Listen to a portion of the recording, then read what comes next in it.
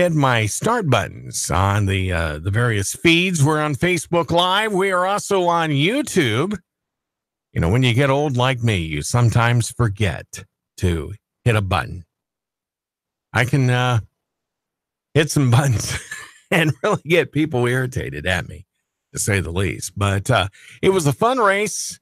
Joey Logano got out rather early due to issues, and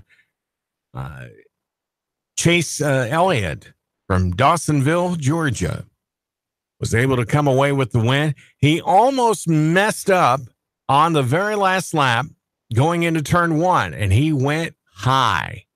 And it looked like he was going to lose control. And he had pressure with Martin Truex Jr. right on his tail, and was able to save it, get back onto the course, and finish up winning the race. But he got a little extra help there at the end with Martin Truex Jr. running out of gas with about a half of a lap to go. And Truex was like aggravated as could be, but it's just one of those things that, you know, you take a gamble on. So it didn't work out for Martin Truex Jr. in the I Love New York 355 at the Glen. And this coming Sunday, they'll be up at Michigan International Speedway for the Pure Michigan 400. And we'll have all that coverage for you through the facilities of the Motor Racing Network this Sunday at 1:30. We'll check in with Susie Armstrong, get you updated on the latest in the world of racing right here on your NASCAR racing station. A NASCAR Hall of Famer from Dawsonville, Georgia, will drive in the NASCAR Xfinity Series at Road America. I know he's excited about it. He just needs to go have fun. I'm Susie Armstrong, and this is the world of racing. Kyle Petty here. My friends at Click & Close, the official mortgage provider of NASCAR, have stepped up this year to support Victory Junction through the fastest lap of the race program on NASCAR radio. So join our team. Go to clickandclose.com/NASCAR today to donate $43 or more and help us give the gift of camp to children with serious medical conditions. That's clickandclose.com/NASCAR. And just look for the Victory Junction logo. Thanks to Click & Close and NASCAR Radio for their support this season. Duralast batteries are proven tough to perform in temperatures of 140 degrees and 40 below zero, because when you can start in extreme conditions, you can start in everyday conditions, like running late for work, a broken alarm, creepy parking spots. Duralast, proven tough and only at AutoZone. Visit any of our 5,000 locations nationwide and let's get you what you need. Get in the zone, AutoZone. GMS Racing announced that NASCAR Hall of Famer Bill Elliott will drive the team's number 23 Chevy in the upcoming August 25th NASCAR Xfinity Series Clash at Road America.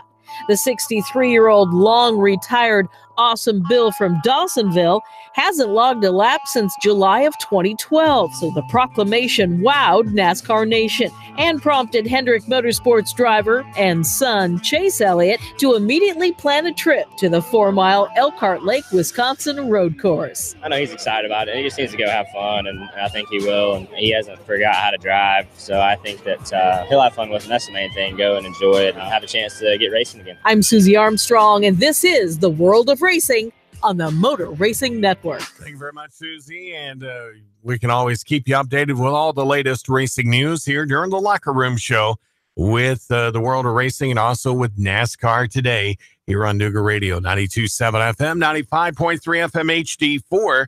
And it's also the location where you can catch the NASCAR races each weekend right here on Nuga Radio, your NASCAR racing station.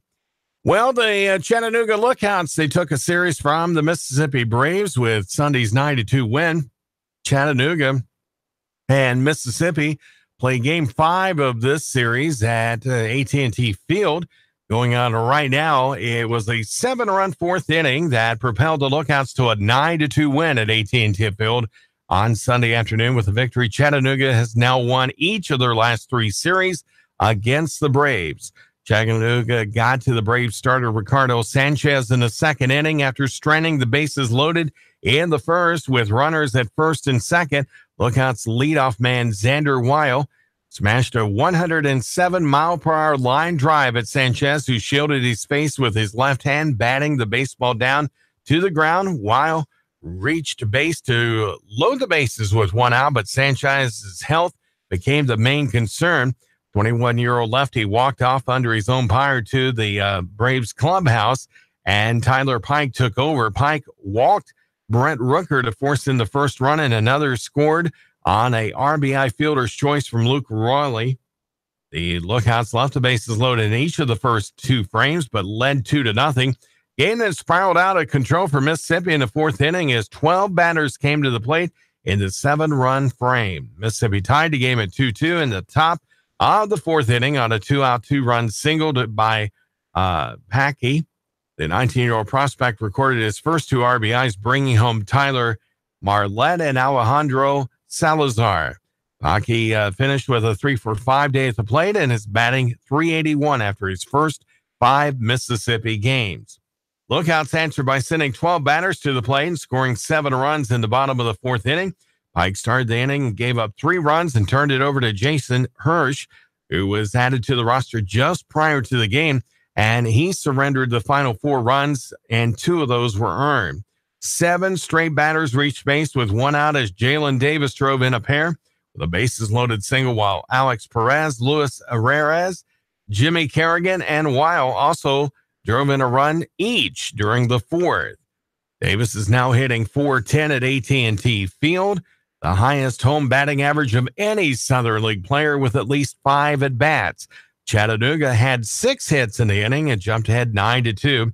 Perez had at least 3 hits in a game for the first time since going a perfect 5-for-5 against Birmingham back on July 4th, while Weil extended his hitting streak to 7 games with a pair of singles. On the mound, Sean Poppin, who's 5-5 on the year, picked up his 3rd victory in his last 4 starts after working 5 innings of 2-run ball, striking out 4 in the process. Andrew Vasquez and Cody Stashak each threw 2 scoreless innings in relief. Chattanooga stranded a total of 13 runners on base, but had 12 hits and took advantage of a season-high 12 walks from 6 Braves pitchers. Chattanooga and Mississippi will complete their 5-game series on Kids Eat Free Monday, while the Lookouts will then welcome the Jackson Generals to town for 5 more games beginning on Wednesday. So they'll get a day off tomorrow, probably a much-needed day off, to say the least. So good luck to the Lookouts as they are clawing their way back up in the Northern Division of the Southern League. So Lookouts on fire right now. So let's see what they can do in wrapping up Game 5 here tonight. Well, Saturday was a big day in Chattanooga. It was also a big day in Canton, Ohio, but Terrell Owens wanted to come back and pay homage to his Chattanooga roots after playing here at UTC. And later that day, he was able to go over to South Pittsburgh and try out for the Rough Riders of the CFL. And I guess it turned out well. Don't know, haven't heard whether or not he's going to be offered a contract or not. Stephen Hargis from the Chattanooga Times Free Press was the first to report about this in the paper over the weekend. ESPN picked up on it, and it turned out later that Hargis did not get any of the credit. Of course, the big boys, you know, it's like, who cares about the newsprint side, right? Well, I find exception to that. They were trying to get him to give as much information so they can make their reporters look good. And, of course, if I was Stephen Hargis, it's like, guys, find out for yourself, right? At least that's what I would tell them. It's unfortunate that you can't give credit where credit is due. Stephen was able to get that information. And, of course, they're scouring the papers and any other entity that's covering sports here in the Chattanooga area because of the situation with T.O. being a Hall of Fame inductee. He was the only one that wasn't there of the living individuals because he felt like that he should not have been passed by the previous 2 times that he was on the ballot. Whether that's true or not, okay, it is what it is. But, he thought, well, I'll show you. Now, fortunately, good buddy of his made sure that he got his Hall of Fame jacket, had it flown from Canton, Ohio, down to Atlanta, and then it got drove up here, or driven, I should say. I'm sure David Toulis, if he was listening, would be saying, "Oh, Sam, your English is just awful." Yeah, just one of those things, But they got the jacket up here. Ray Lewis made sure that it got down here so he could wear it for when the ceremony was. Now, I was supposed to be at the ceremony as one of the press people. But one of the things, that I have to deal with in life, and sometimes it keeps me from being able to attend certain things, is because my diabetes. Sugar was low, really was not ready to endure the heat out there because that really wreaks havoc with you. And was unfortunately unable to attend that event. I would have loved for the opportunity to have been able to be there to see T.O. and interview him. And, it's just unfortunate. T.O. got his start with 49ers. He also played for the Philadelphia Eagles, played for the Dallas Cowboys, Cincinnati Bengals, and I think there was one other team that he also played for,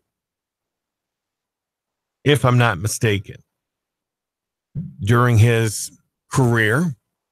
I mean, he was on the field. He was the athlete, very much similar to one of his other inductee cohorts in Randy Moss, who played the bulk of his career in Minnesota and also later on finishing up with the Raiders and also with the Patriots. But as far as off the field, they delivered on the field. You could not ask for better receivers than what you got with Terrell Owens and Randy Moss. It was their off the field comments and actions that probably scratch your head a little bit. But they both got in on the same ballot, and that's awesome because they deserve it for their on the field actions that they did. But Terrell, he brought the action to Chattanooga, and we thank him for that, to put Chattanooga in the spotlight, and he was basically paying that homage back to the area that supported him through the years that he attended UTC and helping put Chattanooga and the Mox program out in the spotlight.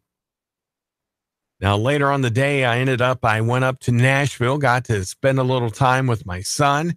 Once I got some stuff in me, food and definitely, some beverages to get me back up to an acceptable level. And I came away with this, if you're watching on Facebook Live or YouTube, with a Roman Josi, number 59 jersey. I've never met the gentleman, but I enjoy what he does on the ice. And I'm sure a lot of fans up in Nashville and all around the region really enjoy Roman Josi's efforts that he's done, helping lead them to the Stanley Cup Finals here 2 seasons ago.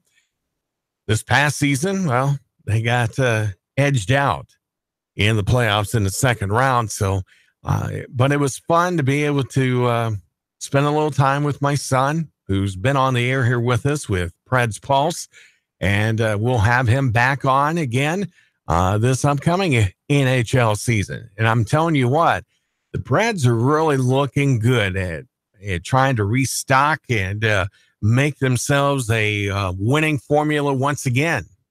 And I'm sure they will find a way to do that. So hopefully we'll be able to bring you a lot more coverage of the Preds in this upcoming 2018-19 hockey season. All right, Tennessee Titans, they're in that preseason mode. They're going to be getting underway here over the next couple of weeks with the season starting on that first Sunday. Let's see, is it the first Sunday or second Sunday? I think it's the second Sunday of September. They're a little bit late this year, but they'll still get their season in, of course. But have you been checking out what your favorite team is doing in the offseason as they prepare for that season opener coming up? Before you know it, I'm going to be able to head over to Dallas, catch my Cowboys in a preseason game coming up here in a couple weeks through my son, Samuel, who we were talking about moments ago. Going to see the Cincinnati Bengals. I would have rather waited a week later for the day after my birthday to see the Arizona Cardinals play the Cowboys. Not because I think that the Cowboys can't beat the Cardinals. It just, scheduling wise and with high school football getting underway and other things going on, it's going to be a busy weekend that weekend. So we're going to head over there on the 18th and catch the Cowboys. I've never seen my Dallas Cowboys in person. And thankfully, my son is going to make that happen for me as a birthday present, even though it's going to be a week early. Oh, well. But how was your weekend? Did you have a good weekend? There was a lot of different things going on. Did you make it to CTO in his induction ceremony there at UTC? It was well attended. We've got some NASCAR news to bring to you when we come back after the break. A little bit of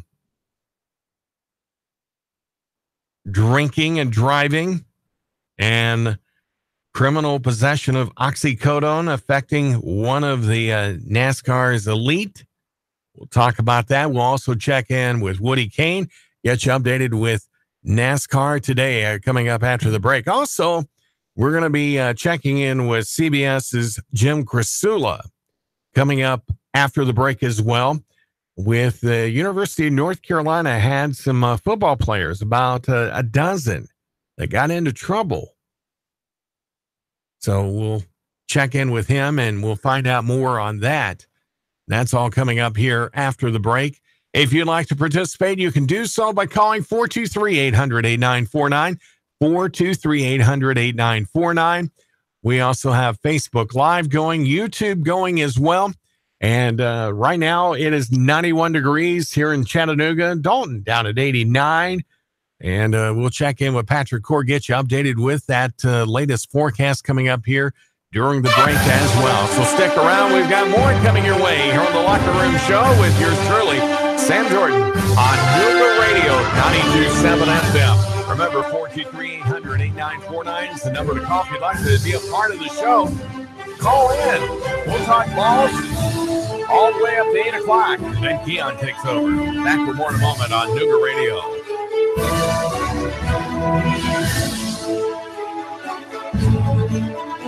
Traffic, news, and information. Nooga Radio. Digital FM 95.3 HD4 and 92.7 FM. 3, 2, 1. Chattanooga Radio. Digital FM 95.3 HD4. 92.7 FM's news now.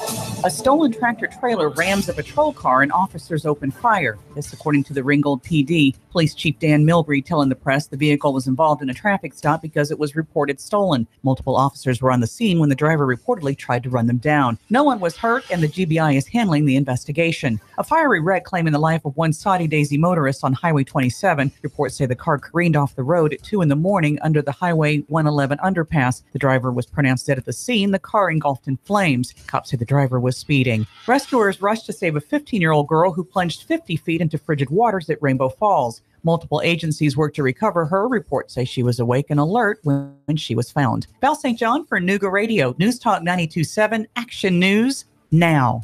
David Toulis. I made the move 1 o'clock every weekday afternoon, 1 till 3, Nuga Radio. 92.7 Chattanooga weather. Staying quite warm and muggy out there through your nighttime hours. Lows only 70 to 72, along with some patchy late fog. For Tuesday, partly cloudy, hot, humid, only a stray afternoon shower. Most of it staying dry, highs 90 to 92. Scattered showers and storms more likely for the midweek. For lunch or dinner, come to Guthrie's, home of the original golden fried delicious chicken finger with their special world famous sauce. Open daily, locations in Trenton, Signal Mountain, and Ringgold. Go get Guthrie's, it's always good. And I'm Sorgy, 12 Sheep Meteorology Pasture 4. Nuga Radio 92.7. I got my business up and running, and it's already expanding. I got lucky. Lucky because I found Signal Voice and Data. Signal Voice and Data can incorporate all of my business information sharing and communications seamlessly, keep my costs down, and let me work more productively with endless connectivity no matter where I might be. That's called working smart, not hard. Go to signalvoicetn.com and bring the future of communication to your business today. signalvoicetn.com. I live, work, and play in Chattanooga, the scenic city. But when it comes to my next car, truck, or SUV, I'm Alabama bound. Fort Payne, Alabama, and Landers McClarty Ford. Big city selection of new and pre-owned vehicles with the small town price and friendly service. Now, I'm not knocking my hometown, but when it comes to my next ride, I only go to Landers McClarty Ford of Fort Payne.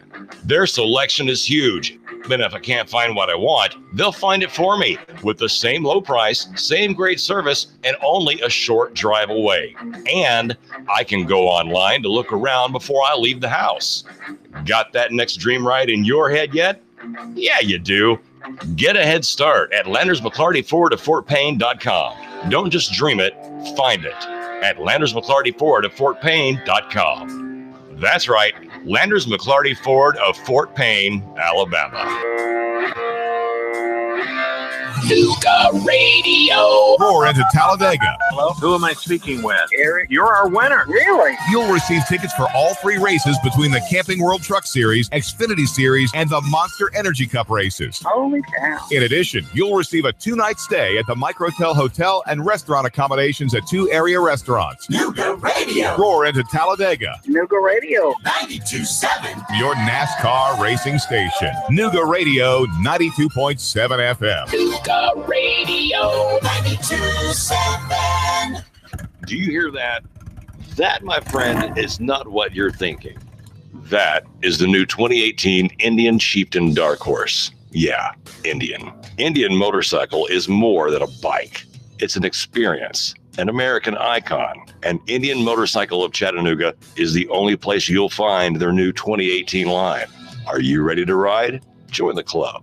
Go to Indian Motorcycle of Chattanooga.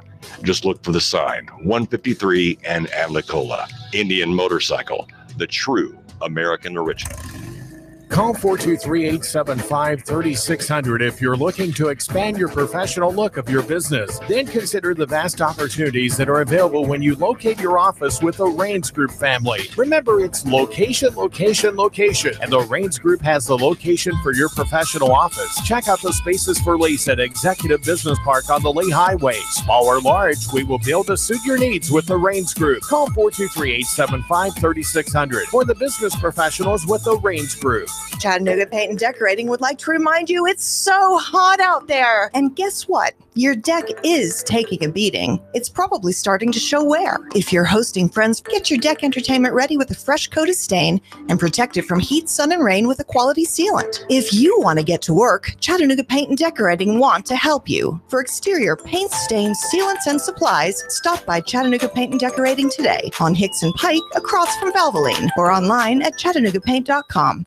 Nuga Radio. Are you brain dead? Still voting for pathetic liberals? Take 3 hours of Sean Hannity from 3 to 6. Nuga Radio. Then call us in the morning between 9 and 11. 92.7 Nuga Radio. It's the moment you've been waiting for. Sam Jordan's Nuga Radio, 92.7 Sports. Now.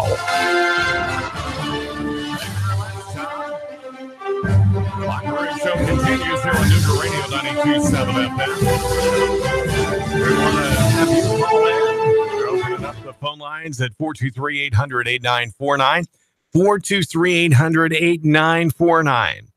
Well, kind of teased you a little bit talking about one of the NASCAR elites getting in trouble, arrested in New York's Hamptons on charges of driving while intoxicated and criminal possession of oxycodone.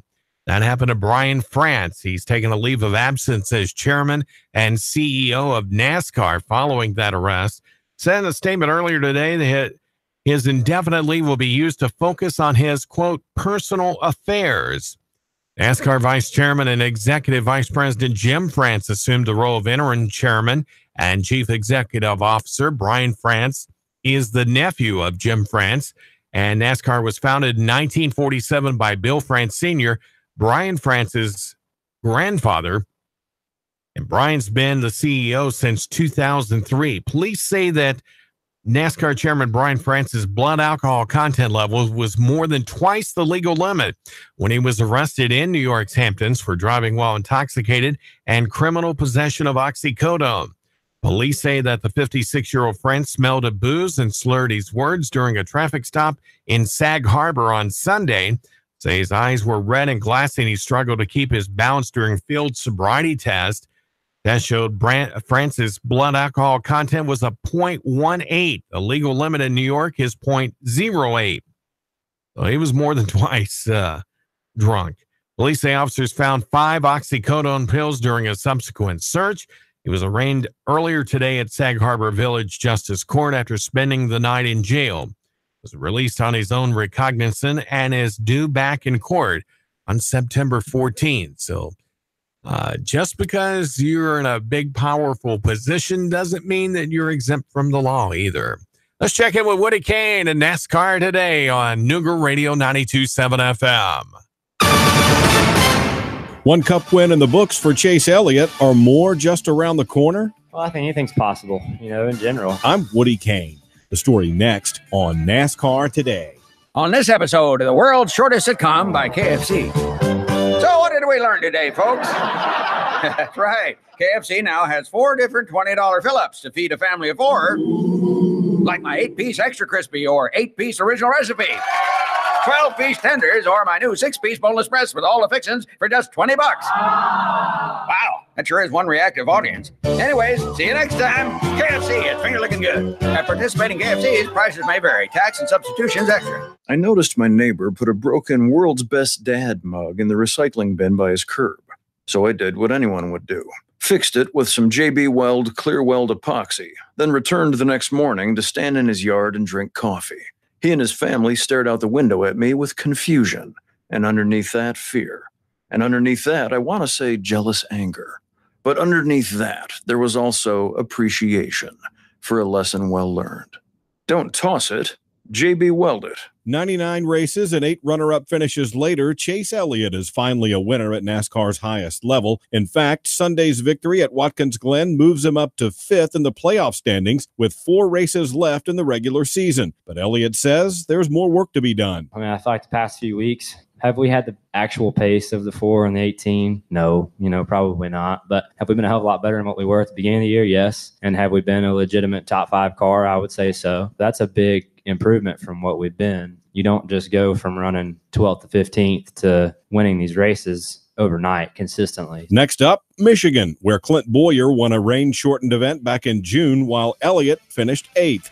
I'm Woody Kane. This is NASCAR Today on the Motor Racing Network. Thanks, Woody, and we'll check in with him tomorrow and get you updated with all the NASCAR action going on. Don't forget, they will be at the Pure Michigan 400 this Sunday, beginning at 1:30 here on Nuga Radio. Tune in and catch all the action as it's happening. The cars, I've mentioned this before, when they leave Watkins Glen, well, actually, let's go back a week before that. They're at Pocono, and then they come up through my home neck of the woods of Williamsport, PA, and head up to Watkins Glen, up US 15. Now, also part of it's I-99. And they go up to Watkins Glen. And then when they come back Sunday evenings at the Wegmans parking lot, there in Williamsport, everybody's catching all the NASCAR haulers that are coming down so they can go and travel out US 220 to head to Interstate 80 there at Mill Hall, which is about 7 miles from where, or actually 12 miles from where I used to live at. Literally, they're at Loganton. And when they get on at Lamar in Mill Hall area on 80, they take that all the way out until they get to I-90. And then they head on up to Michigan for getting ready for that race. And it's always neat watching the haulers go by. I've done that numerous times when they would leave Watkins Glen and head toward Michigan. It's just always a neat thing. It's an unofficial rite of passage, I guess you could say, you know, of catching the NASCAR haulers as they're going through. All right, you know, we mentioned to you about Brian France and his issues, you know, on the football level. Things are just starting to unravel here for Ohio State's head coach Urban Meyer. I'm like Nick LaFew from the Breakfast Blitz on Saturday mornings at 8 a.m. Not really liking Urban Meyer, just his arrogance alone that he has, and pretending that there's no issues going on. Well, I hate to tell you, Urban, you may find yourself out of a job. Schools announced the formation of an independent working group named on Thursday to look into how Meyer, team's football coach, handled allegations and, as an assistant coach, abused his wife. On Sunday night, it was revealed who is leading the investigation, how long it is expected to last, and who will decide what to do with the results. Well, it's going to all take place within 14 days of yesterday. Sunday night, it revealed who is leading that investigation, and it will be led by former Ohio House Speaker Joanne Davidson, who's chairing the working group. In a release, she says, "We look forward to sharing the results of this investigation and any action the university may take." Along with Davidson, the group consists of former acting U.S. Deputy Attorney General Craig Morford, former U.S. Attorney for the Southern District of Ohio, Carter Stewart, and current university trustees Alex Fisher, Janet Porter, and Alex Shumate. Mary Jo White, former chair of the U.S. Securities and Exchange Commission, is leading an investigative team. She is a senior chair with the law firm Debevoise and Plimpton and is the former U.S. Attorney for the Southern District of New York.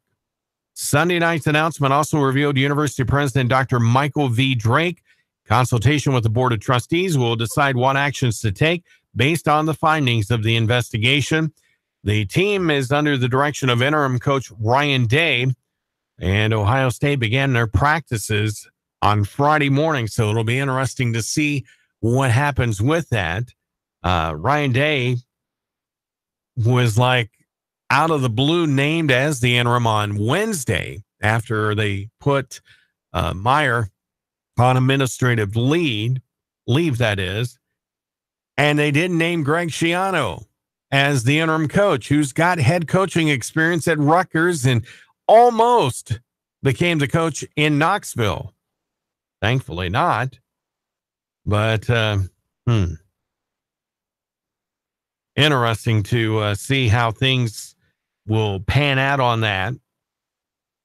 If they don't do the right thing, you know, maybe the NCAA will step in and do something. Don't know. There hasn't been a whole lot of out of Overland Park, Kansas, give you any kind of indication on that. But it's going to be interesting to see what happens here over in Chapel Hill, North Carolina. More than a dozen football players at the University of North Carolina have been suspended for selling school-issued equipment. Let's check in with CBS News correspondent Jim Krasula, who's got the story.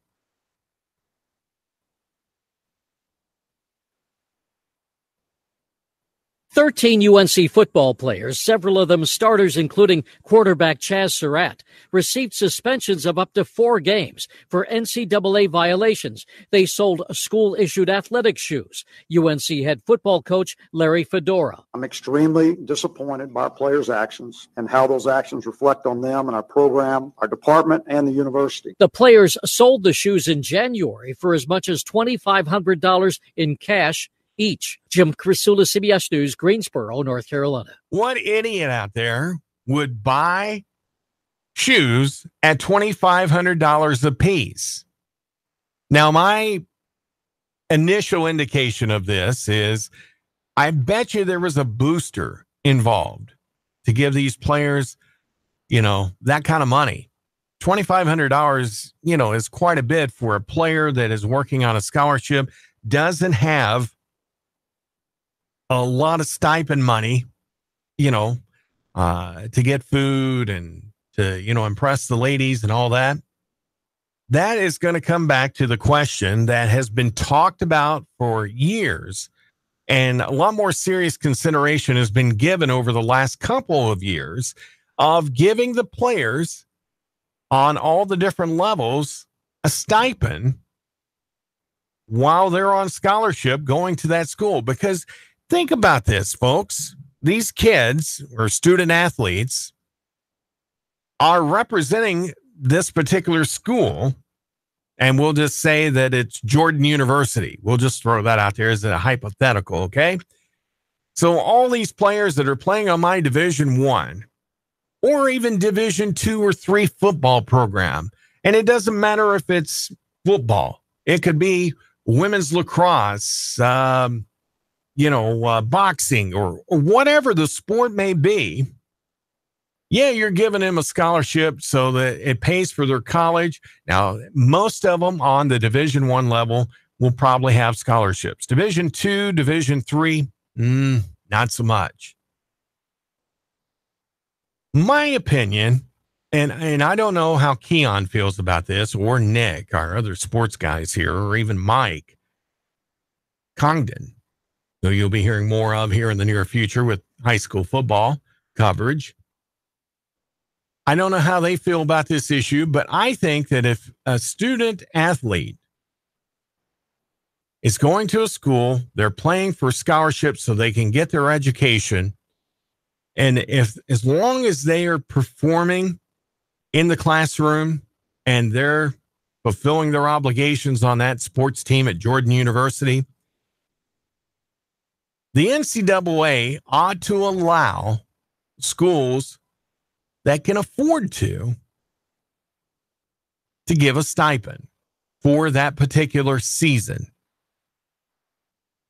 Don't know what that amount would be, because there's a lot of schools that are now in the NCAA Division I, or schools that are still kind of limited in funds, but if they're going to be able to play, they should be able to pay just a small stipend so that those student athletes can get through and not have to worry about having jobs outside, because they're devoting their time, their energies, their efforts in first going to school, doing their work and graduating, but also practice time as well.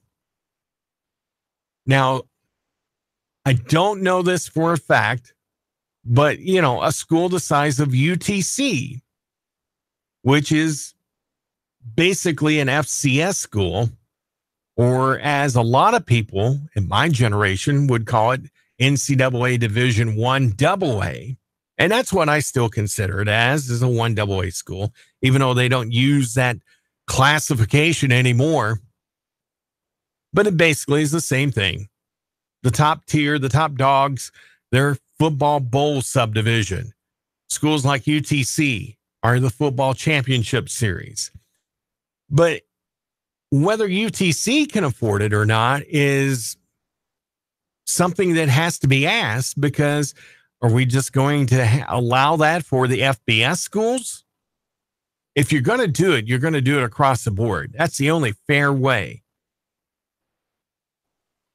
Yeah, schools recruit. They try to find the best student athletes, to play on our football team. Shaquille O'Neal's son, it was just announced today, is going to be able to play at UCLA. He took summer courses in order to get his grades up so he can be able to become an official student and be able to play basketball. He's 6'10", a little bit shorter than old man Pops Shaquille O'Neal, who's hawking Gold Bond every time you watch TV, and that's okay. But evidently, his athletic skills far exceed his academic skills. Now, I don't think that you should reward someone that if they don't have the academic skills, but they have the athletic skills, and giving them a stipend. You need to earn that. You need to work to be able to get into school. The stipends? No. Not if you can't do the academics. You've got to be able to do both. I don't know whether you agree with me or not. 423-800-8949 is the phone number to call. You can also put your comments on Nooga Radio 92.7 FM's Facebook Live page. We'll read your comments if they're applicable to the conversation that we're talking about.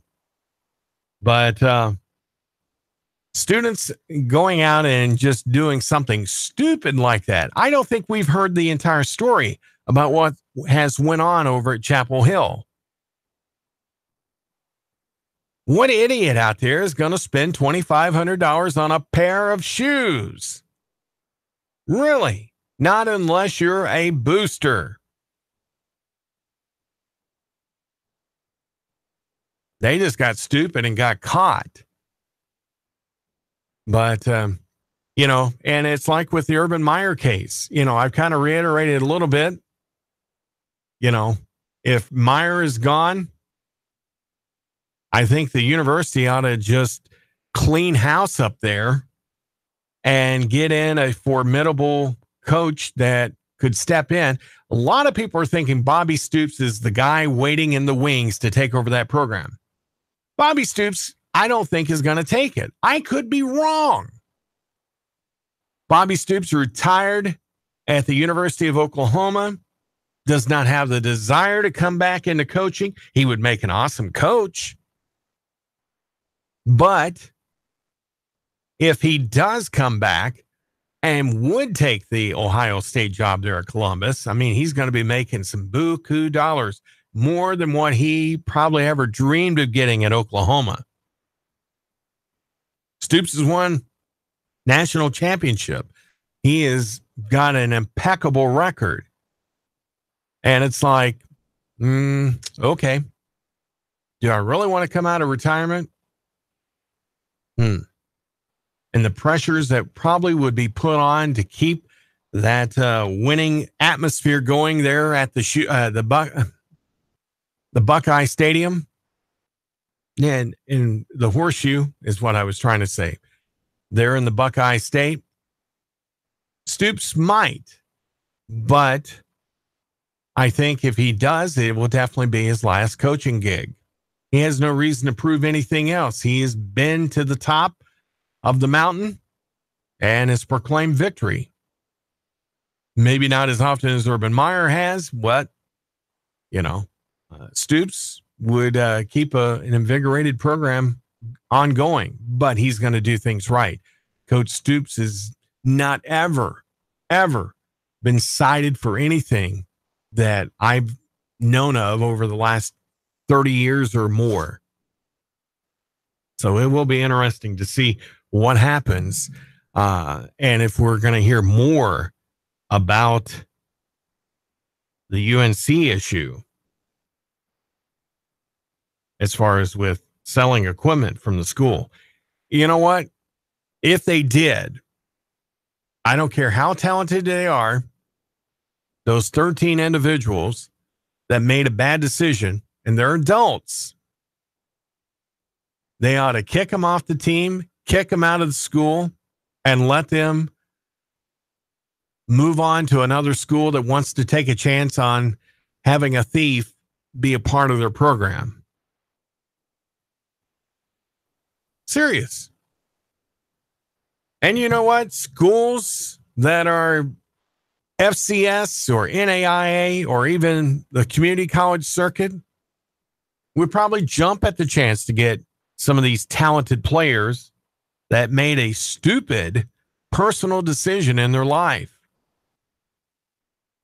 It is what it is, I guess. It just depends on how our atmosphere and our integrity is going to be shown throughout the future. Buffalo Bills acquire Corey Coleman in a trade with the Cleveland Browns for a draft pick. And that just came down here earlier today.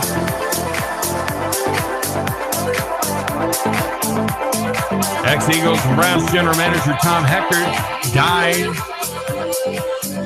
earlier today at the age of 51.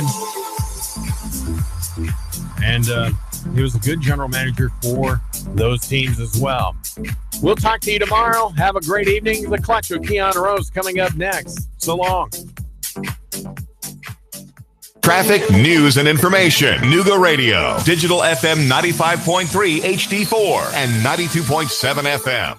3, 2, 1. Chattanooga Radio.